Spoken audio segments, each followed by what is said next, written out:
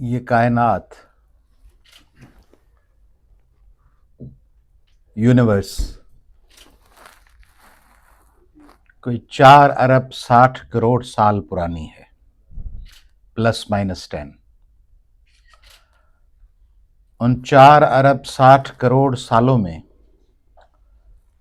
قریباً 2 ارب سال زندگی موجود نہیں تھی۔ زمین تھی، پانی تھا، پہاڑ تھے، زندگی نہیں تھی۔ کوئی 2 ارب سال پہلے رفلی زندگی کا آغاز ہوا۔ اس میں 1 ارب 99 کروڑ سال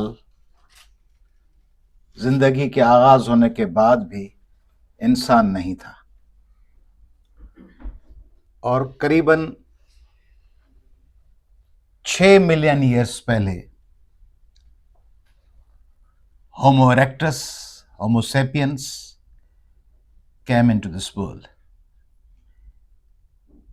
seeking something which was not available for other species.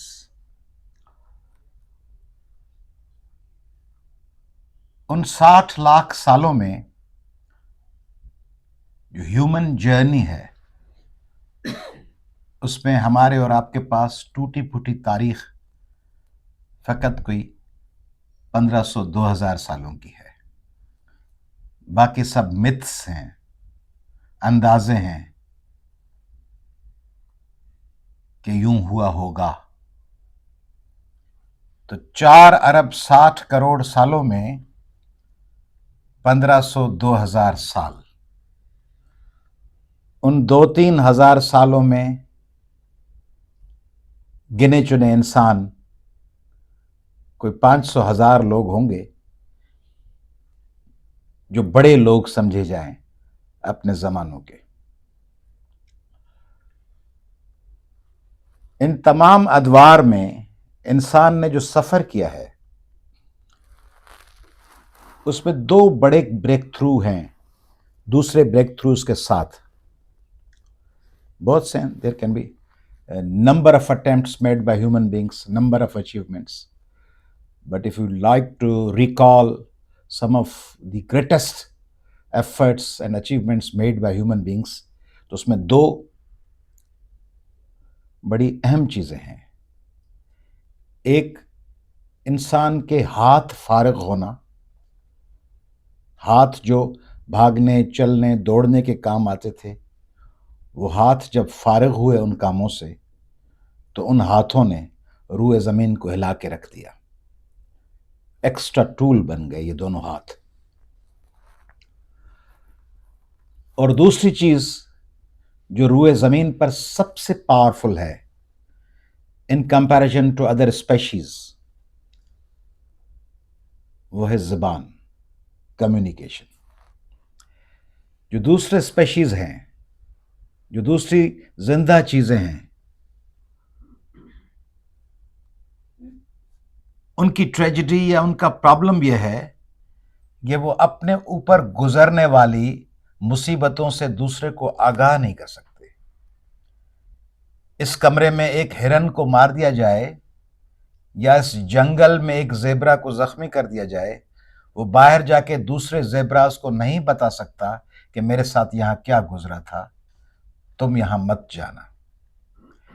انسان کے پاس سب سے بڑا ٹول، سب سے بڑی اچیومنٹ ہے کمیونیکیٹ کرنا، زبان، اپنی فیلنگز کو، اپنی کنسرنس کو، اپنی ٹریجڈیز کو، اپنی خوشیوں کو، اپنی جوبلیشنز کو،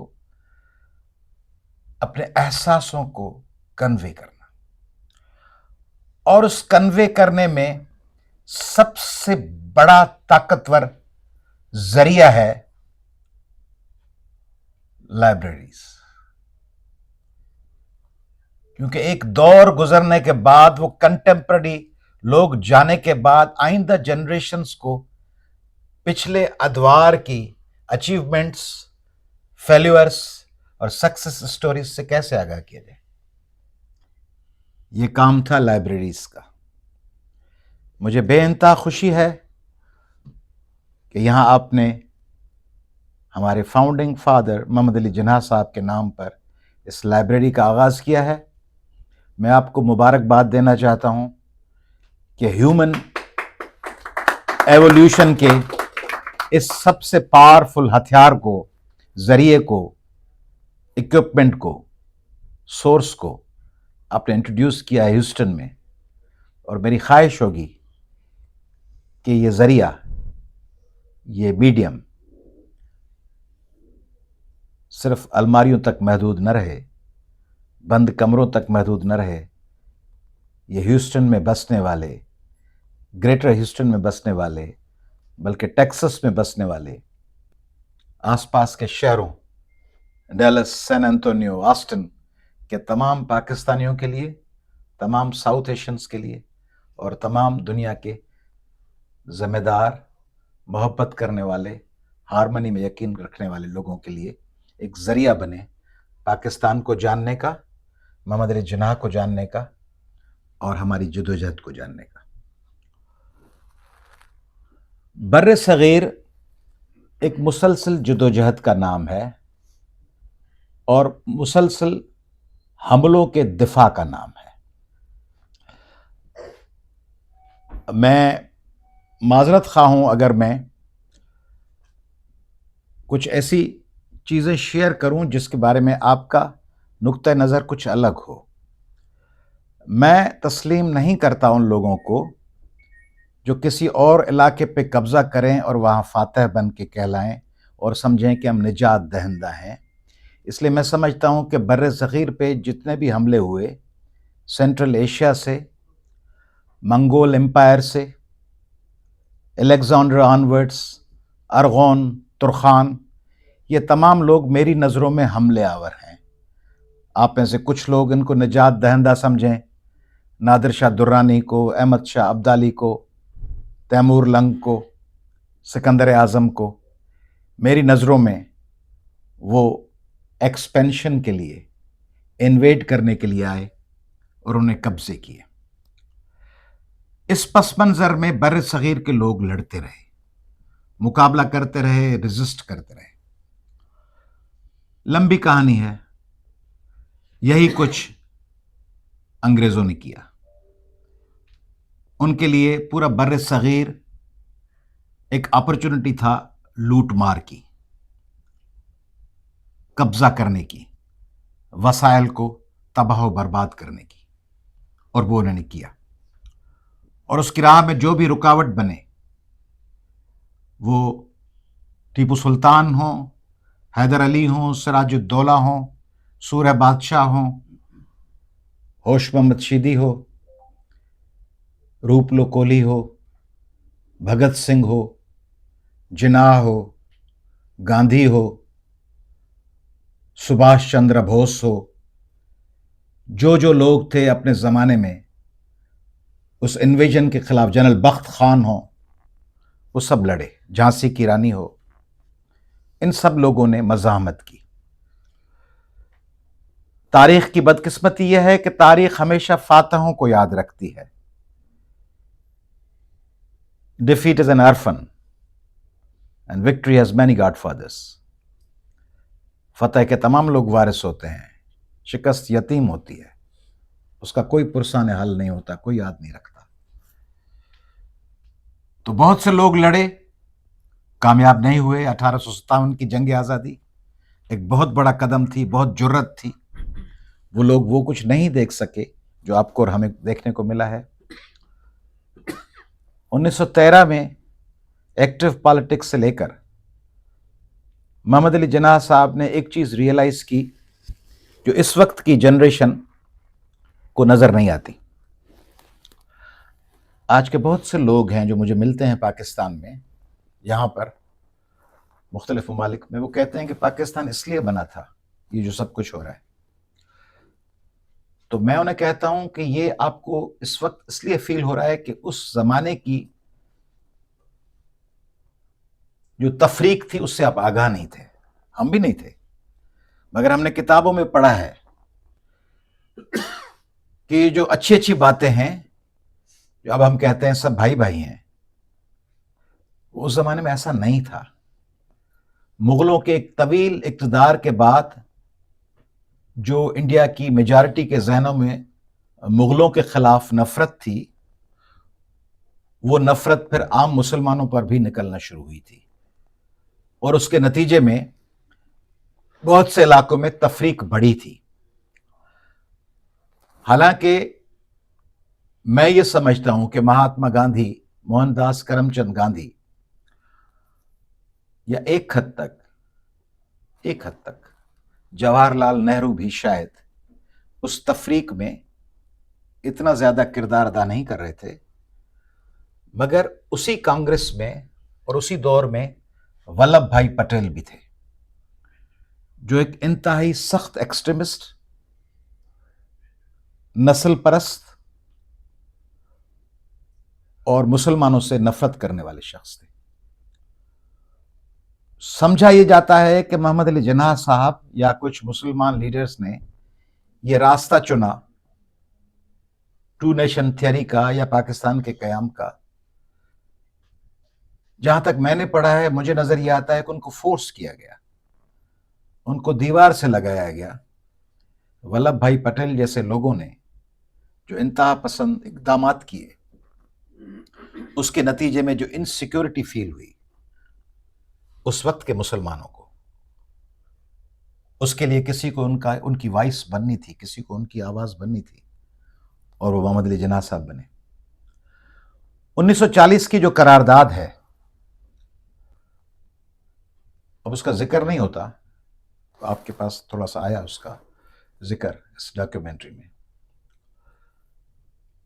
1940 کی قرارداد کے کچھ اہم جملے تھے. کانٹیجیس اسٹیٹس ایک ساتھ رکھی جائیں. پاکستان کا ذکر نہیں تھا. کانٹیجیس ہم پیش کرتے ہیں قرارداد پاکستان، اس میں ذکر تھا. بڑی سمپل سی ڈیمانڈز تھیں، سخت اور آخری ڈیمانڈز اور ٹکراؤ والی ڈیمانڈز نہیں تھی جیسا کہ پیش کیا جاتا ہے. ان سافٹ ڈیمانڈز کو بھی قبول نہیں کیا گیا. ان سافٹ ڈیمانڈز کو اسپیس دیتی اگر کانگریس کی قیادت اور ابتدائی کنسرن سنتی مسلمانوں کی، محمد علی جناح کی اور دوسری لیڈرشپ کی، تو شاید کوئی نہ کوئی راستہ ساتھ چلنے کا نکل سکتا تھا. مگر جو سمپل اور پرائمری قسم کے مطالبات تھے ان کو بھی دیوار سے لگایا گیا. نتیجے میں وہ مرض ٹکراؤ کا، تفریق کا بڑھتا گیا. اس لیے یہ کہنا کہ بر صغیر کو توڑنے کی خواہش محمد علی جناح صاحب کی یا ان کی ٹیم کی تھی، میں نہیں سمجھتا ایسا تھا. آخری حد تک وہ کوشش کرتے رہے کہ ہندو اور مسلمز ایک دوسرے کو اسپیس دیں، تفریق نہ ہو، ریسزم نہ ہو، ٹکراؤ نہ ہو، لوگوں کو ساتھ رکھا جائے. انگریزوں کے خلاف جو ایکسٹرنل فورس تھا اس کے خلاف اتحاد برقرار رکھا جائے. مگر وہ جو رویہ تھا ولبھ بھائی پٹیل اینڈ کو کا، انہوں نے ایسا ماحول پیدا کیا. اس لیے 1940 کی جو قرارداد تھی اس میں جو الفاظ استعمال ہوئے ہیں، آٹونامس اینڈ سوورین اسٹیٹس، خود مختار، اپنا فیصلہ آپ کرنے والی با اختیار ریاستیں، خود مختار، ساورن اسٹیٹس. اس 1940 کی قرارداد کو بر صغیر کے مسلمان آگے لے کے چلے، اور اس کے لیے مین کردار، بنیادی کردار اس شخص محمد علی جناح صاحب نے ادا کیا. مجھے فخر ہے، آئی فیل پرائڈ ان اٹ، کہ محمد علی جناح موجودہ پاکستان میں اس ضلع سے تعلق رکھتے ہیں جو میرا ضلع ہے، ٹھٹا. آپ کہیں گے کہ شاید آپ ایسے کوئی سوچے کہ ٹھٹا کیسے ہو گیا؟ تو وہ ایسے ہو گیا جیسے इंडिपेंडेंस के ऐलान के पहले यहाँ फेडरेटिंग यूनिट्स थे अमेरिका में, और फिर वो यूनाइटेड स्टेट्स बना। तो जो फाउंडिंग स्टेट्स थी उनमें से बहुत सी बरकरार रहीं, बाकी बाद में दूसरी स्टेट्स शामिल हुई। ये आपका टेक्सास, ये भी बाद में लिया गया। तो उस जमाने में ठट्टा जिला नहीं था, जिला था कराची।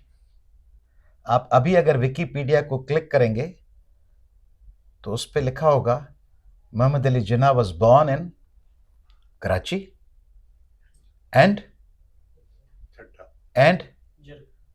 And Mumbai presidency. वजह यह है कि उस वक्त कराची मुंबई प्रेसिडेंसी का हिस्सा था, तो उसका उस वक्त बॉम्बे प्रेसिडेंसी। तो अब कोई कह दे कि बॉम्बे में पैदा हुआ है, बॉम्बे में पैदा नहीं हुआ, कराची बॉम्बे प्रेसिडेंसी का हिस्सा था, और ठट्टा कराची का हिस्सा था, और झिरक ठट्टा का हिस्सा था। तो अगर यहां कोई केटी में पैदा हो जाए और आप कहते हैं कि वो ह्यूस्टन में पैदा हुआ है या टेक्सास में पैदा हुआ है, और आगे चल के कोई आपको कहे कि मैं शुगरलैंड में पैदा, आपके शुगरलैंड में तो हुआ ही नहीं है, तो ह्यूस्टन में हुआ है। तो शुगरलैंड जो है वो ह्यूस्टन का हिस्सा है, और केटी भी ह्यूस्टन का हिस्सा है। तो ह्यूस्टन का नाम तो अब आ गया है या बाद में आए। तो फिर वो डिस्ट्रिक्ट जब अलग हुआ तो वो झिरक कराची नहीं चला गया, झिरक ठट्टा में रहा, और वो झिरक में पैदा हुए। कहीं भी पैदा हो, झिरक में पैदा ना होते लाहौर में पैदा होते, लाहौर में ना होते कलकत्ता में पैदा होते, कलकत्ता में ना होते जर्मनी में पैदा होते। वो बर सगीर के मुसलमानों के लिए जिस तरह उन्होंने जदोजहद की, वो उनका कंट्रीब्यूशन हमेशा याद रखा जाता है। मगर मेरे लिए काबिल फ़ख्र यह है कि वो कहते हैं कि मेरे मोहल्ले का बच्चा है, बड़ा क्रिकेटर बन गया है, और मेरे मोहल्ले का शख्स है, बड़ा साइंटिस्ट बन गया है। तो जिन्ना साहब के बारे में जो मिथ्स हैं, ये चारों तरफ जो तस्वीर हैं, इनमें 99.9% तस्वीर में आप ढूंढने की कोशिश करेंगे, कोई इंतहा पसंद, कोई फैनेटिक, कोई फंडामेंटलिस्ट आपको नहीं लगेगा, नजर नहीं आएगा। इन तस्वीर को देख लें, वो नेहरू पहने हुए हैं वो कपड़े बड़े सगीर के, हमारे आपके शलवार कमीज पजामा। ये जो जिन्ना शख्स है चारों तरफ देख लें, ये अपने लिबास में, अपने क्लीन शेव तस्वीर में, अपने हाथों में पकड़े हुए सिगार या सिगरेट से, आपके आसपास बैठे हुए पेट्स और पाले हुए पालतू कुत्तों के रूप में, अपनी बहन के साथ बराबरी वाले एटीट्यूड में, जिन्ना ने अपनी बहन को बुर्का पहना के घर में बंद नहीं कर दिया था। मोहम्मद अली जिन्ना के साथ फातिमा जिन्ना शाना बाशाना जदोजहद में थी, और हम जो जिन्ना के फॉलोअर कहलाते हैं वो सफ़ेद शटलकॉक बुर्का पहना कर अपनी ख़वातीन को बंद किए हुए हैं, और कहते हैं हम जिन्ना के फॉलोअर हैं। जिन्ना की बहन तो शाना बशाना मैदान में थी, उनके साथ फील्ड में जदोजहद में थी। और जिन्ना का ये आउटलुक ये बताता है कि जिन्ना एक प्रोग्रेसिव, एक लिबरल, एक इंसानों की बराबरी में यकीन रखने वाला बहुत बड़ा लीडर था। तो मोहम्मद अली जिन्ना साहब को जिस तरह पाकिस्तान की दूसरी चीजों को यरगमाल किया गया, हिस्ट्री को, 1940 के रेजोल्यूशन को, पाकिस्तान की पहचान को, उसी तरह मरने के बाद हमारा अपने आप पे बस तो नहीं चलता, हम बाज हालात में अगवा हो जाते हैं। इंसान सिर्फ जिंदा अगवा नहीं होते, कब्रें भी अगवा हो जाती हैं, मज़ारें भी अगवा होती हैं, नुक्ते नज़र, फिक्र, आइडियोलॉजीज भी अगवा हो जाती हैं। तो मोहम्मद अली जिन्ना, पूंजा भाई जिन्ना, रत्ती बाई, ये जो मोहम्मद अली जिन्ना थे, फातिमा, जीना भाई, ये जिन्ना साहब अपने मिजाज में कोई मुसलमान, हिंदू, पाकिस्तानी, एशियन, जिरक, ठट्टा, कराची नहीं थे। वो ट्रू सेंस में एक इंसान थे, बराबरी में यकीन रखने वाले, डिस्क्रिमिनेशन के खिलाफ लड़ने वाले। जिन्ना अगर उस जमाने में देखते, मेरा यकीन यह है कि जिन्ना अगर उस जमाने में देखते کہ کرسچنز کے ساتھ مظالم ہے تو وہ ان کے ساتھ ہوتے. ہندو اگر اس وقت اپریسڈ ہوتے اور مسلمان ظلم کر رہے ہوتے تو وہ ان کے ساتھ ہوتے، کیونکہ ان کو مظلوموں کے ساتھ کھڑا ہونا تھا، ان کو اپنی کمیونٹی کے ساتھ نہیں کھڑا ہونا تھا. ان کو ورنہ تو وہ وکیل تھے، وہ اپنے پروفیشن کو ٹائم دیتے، نہیں، وہ اپنے لوگوں کے ساتھ اس لیے کھڑے ہوئے کہ ان کے لوگ مظلوم تھے. اس وقت مسلمانوں کے ساتھ تفریق ہو رہی تھی. جناح صاحب آخری دم تک انصاف کے لیے جدوجہد کرتے رہے، اور آخری دم تک جناح اور اس کی ٹیم کے ساتھ، مسلم لیگ کے فالوورز کے ساتھ، اور پاکستان، نئے بننے والے پاکستان کے نئے آنے والے نظام کے ساتھ ٹکراؤ میں تھے. اس دور کو آپ دیکھیں گے تو یہ نہیں کہ صرف ابتدا میں ان کے ساتھ زیادتی ہو رہی تھی. چند آپ کو مثالیں دوں. طے کیا گیا کہ وہ علاقے مل کر پاکستان بنائیں گے جہاں مسلم اکثریت ہوگی. کشمیر میں مسلم اکثریت تھی، مگر جو راجا تھا، ہری صاحب کا پوتا، وہ چونکہ مسلم نہیں تھا تو کہا گیا کہ وہ مسلم نہیں تھا، ہندو تھا، کہا گیا کہ راجا ہندو ہے تو کشمیر بھارت کا حصہ ہونا چاہیے. پاپولیشن کشمیر کی زیادہ مسلمانوں کی تھی. چلیں یہ رول اسٹیبلش ہو جائے کہ بھئی اگر رولر ہندو ہے، پاپولیشن کوئی بھی ہو، تو جس مذہب کا رولر ہو وہ اس ملک کے ساتھ جائے گا. مگر نہیں، جب حیدرآباد دکن کی بات آئی تو نظام مسلم تھے، نظام آف دکن، آبادی کی اکثریت ہندو تھی، تو وہاں اس لا کو الٹ دیا گیا. وہاں کہا گیا کہ چونکہ پاپولیشن کی اکثریت ہندو ہے اس لیے حیدرآباد دکن انڈیا کے ساتھ رہے گا. یعنی بالکل کشمیر میں ایک لا کہ وہاں کا حکمران نان مسلم ہے اس لیے وہ انڈیا کے ساتھ جائے گا، population regardless of population. At the same time when it came about Hyderabad Deccan, they said Hyderabad Deccan would remain a part of India because the very population of Hyderabad Deccan is Hindu population. Junagadh as well. And when it came for Gurdaspur, تو گرداسپور کے لیے فقط دو بڑے arguments تھے ان کے پاس. ایک تو وہ کانٹیجس تھا، وہاں سے راستہ نکلتا تھا کشمیر کے لیے، لینڈ روٹ تھا، تو کشمیر پہ اپنا قبضہ برقرار رکھنے کے لیے اور پنجاب کو کنٹرول کرنے والے کینال پانی کے ایریگیشن کے وہاں سے نکلتے تھے. اس گرداسپور کو ریڈ کلف کو somehow he was managed، اور ریڈ کلف نے وہی ایوارڈ دیا جو اس وقت کے رولنگ کلاسز جو ڈومینیٹ کر رہے تھے ان کے جو انٹرسٹ میں تھا. تو پہلے دن سے یعنی پاکستان کے لیے کہا جاتا ہے کہ پاکستان کی حکومتوں نے مداخلت کی کشمیر میں، قبائلی آ گئے.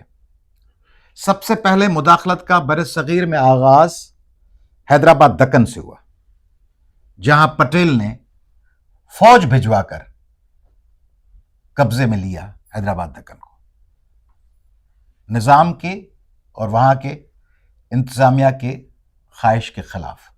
تو دو نئے ملک بنے اور اس کا آغاز ہوا دوسرے ملک پر، دوسری اسٹیٹ پر حملہ کرنے سے. ان حالات میں محمد علی جناح صاحب فرم کھڑے رہے، اور فرم کھڑے ہونے کے بعد جب وہ اقتدار میں آئے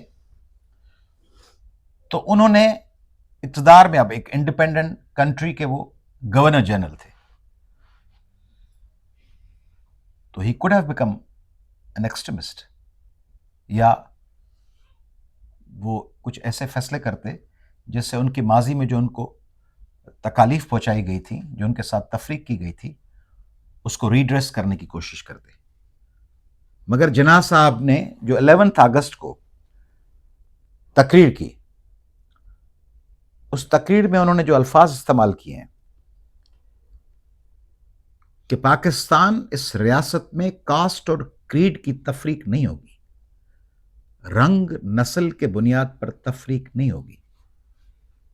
You are free to go to your churches and your mandars and to your mosques. اور ریاست کی نظروں میں اس بات پہ غور کریں. ریاست کی نظروں میں یہ مجھے خوشی ہے، میں آپ سے مخاطب ہوں اور کوئی گورا بھی نہیں بیٹھا ہوا، اس کے باوجود ان کے سامنے تو آپ سب بات اچھی کر لیتے ہوں گے، گورے سنیں، ہم بھی کر لیتے ہیں کہ گورے سنیں، کمیونیکیٹ کریں.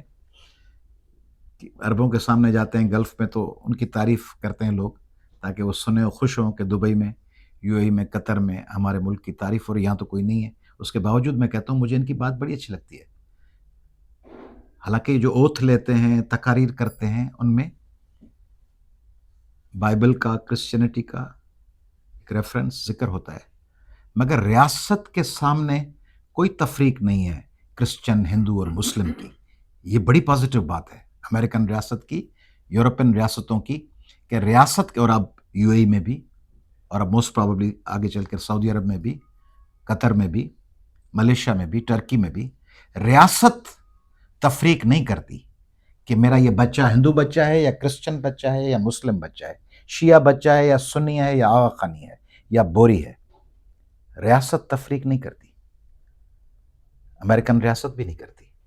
تو محمد علی جناح نے اس پاکستان کی بنیاد ڈالی تھی کہ ریاست کے نظروں میں کوئی ہندو اور کرسچن اور مسلم نہیں ہوں گے، تمام پاکستانی برابر ہوں گے. بدنصیبی سے جناح صاحب کے ان خوابوں کو تعبیر نہیں دی گئی. جناح صاحب، دیکھیں، کہا جاتا ہے کہ جناح صاحب انتقال کر گئے،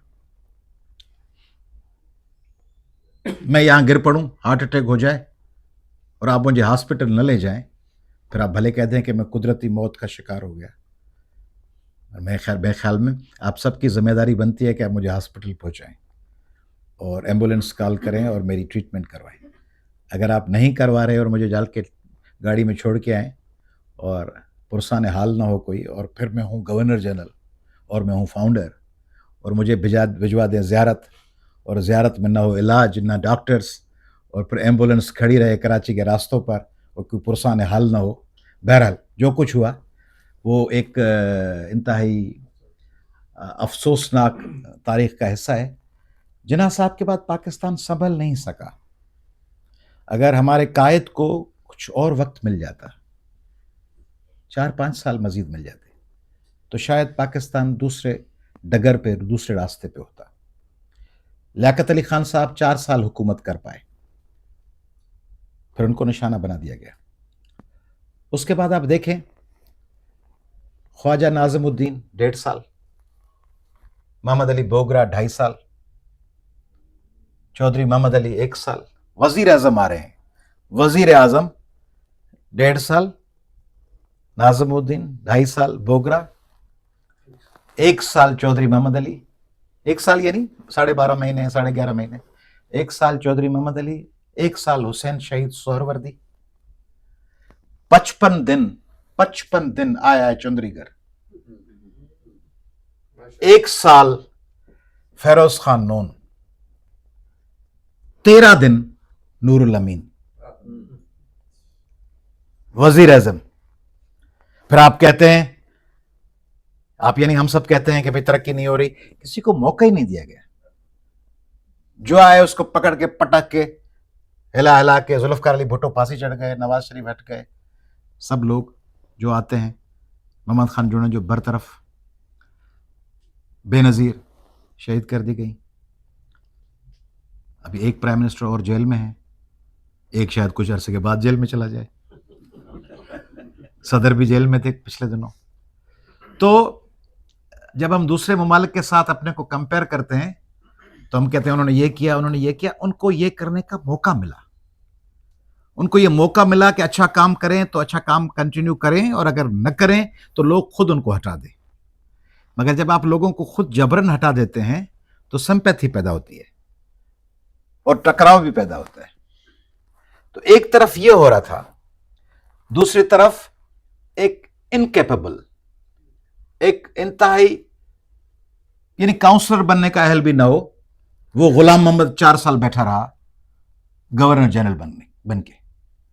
جس کے منہ سے رال بہ رہی ہے، جو اپنی مرضی پہ، اس کے لیے پڑھیں جا کے قدرت اللہ شہاب کی کتاب شہاب نامہ، تو پتہ چلے گا کہ پاکستان ملک، اور پاکستان یہ والا نہیں، ایسٹ اور ویسٹ پاکستان، ان کے اوپر کون بیٹھا ہوا ہے؟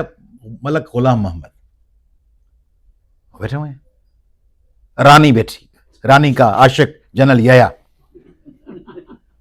بلوا رہا ہے اس کو، یہ آ جاؤ، وہ آ جائے، فلاں شہنشاہ ایران آ رہے ہیں، اداکارہ نیلو کو بلوا لو، وہ رقص کرے گی. پتہ نہیں کیا تھا، کیا حساب تھا، کس قسم کے لوگ تھے، اور کس قسم کے لوگوں کو ہمارے اور آپ کے بزرگوں نے چلنے دیا، کیونکہ اس وقت ہمارے دادا پردادا تھے نا، یا والدین، انہوں نے ان کو ٹالریٹ کیا. تو یہ جو محمد علی جناح صاحب کی جدوجہد تھی،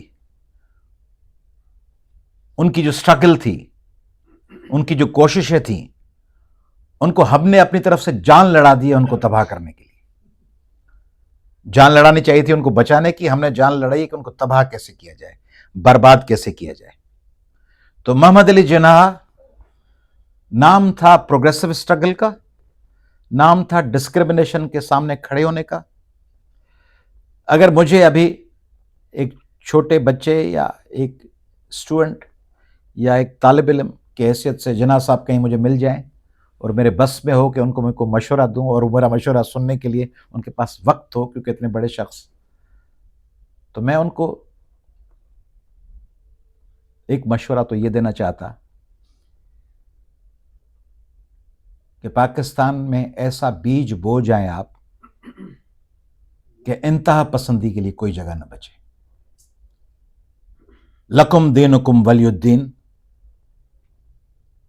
لا اکراہ فی الدین، ولا تسبوا الذین یدعون من دون اللہ ولا دین. تم ان کے خداؤں کو برا نہ کہو، کہیں وہ تمہارے سچے خدا کو کچھ نہ کہہ دیں. وہ دین، اس میں انتہا پسندی کی، فینیٹسزم کی، وائلنس کی، دہشت کی، دوسروں کو واجب القتل قرار دینے کی کوئی گنجائش نہ ہو. اور جناح صاحب یقیناً ان کا راستہ بھی یہی تھا. اور دوسرا میں انہیں شاید مشورہ یہ دیتا کہ جناح صاحب، بنگالی ہمارے بھائی ہیں، پاکستان کی بنیاد رکھنے کی ذمہ داری سندھ اور بنگال نے اپنے کندھوں پہ اٹھائی تھی. سندھ نے قرارداد پاکستان پیش کی اور بنگالیوں نے مسلم لیگ کو ایک طاقت بنایا. بنگالی ہمارے بھائی تھے، ہمارے ساتھ میدان میں لڑے. کاش ان کی زبان کو، ان کی ثقافت کو، ان کی پٹسن کو، ان کی اکنامک پروڈکشن کو آپ کے بعد آنے والے لوگوں کے لیے راستہ پیو کیا جائے.